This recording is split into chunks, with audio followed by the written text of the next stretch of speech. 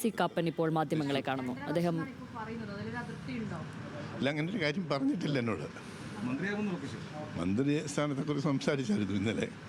ബാക്കി കാര്യങ്ങൾ ടൈം വ്യവസ്ഥ പറഞ്ഞു, എനിക്ക് സ്വീകാര്യമല്ല എന്ന് ഞാൻ പറഞ്ഞു. ബാക്കി കാര്യങ്ങൾ ഇന്ന് വീണ്ടും സംസാരിക്കാമെന്ന് പറഞ്ഞു.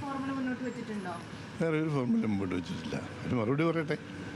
5 വർഷം തന്നെ വേണം എന്ന ആവശ്യം അല്ല, അത് ഞാൻ അങ്ങനെ തന്നെയാണ് പറഞ്ഞിരിക്കുന്നത്.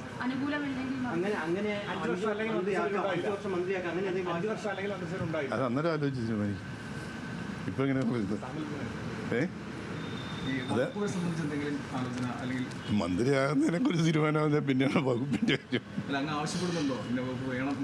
അതിപ്പോൾ ഇവിടെ നമ്മളിവിടെ പറയേണ്ട കാര്യമല്ലല്ലോ. പറയേണ്ട ആളുകളോടല്ലേ പറയേണ്ടത്.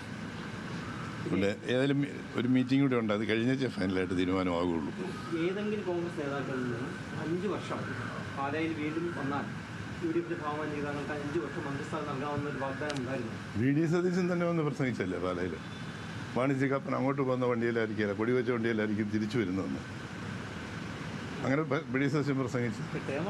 അതുപോലെ രമേശ് ചെന്നിത്തല പുള്ളി കൺവെൻഷൻ വന്നപ്പം അദ്ദേഹം അത് തന്നെ പറഞ്ഞു, ഇത് പാലായ്ക്കൊരു വലിയ സമ്മാനം കിട്ടാനിരിക്കുന്നു. രണ്ടാളും ഇത് പറഞ്ഞതാണ്.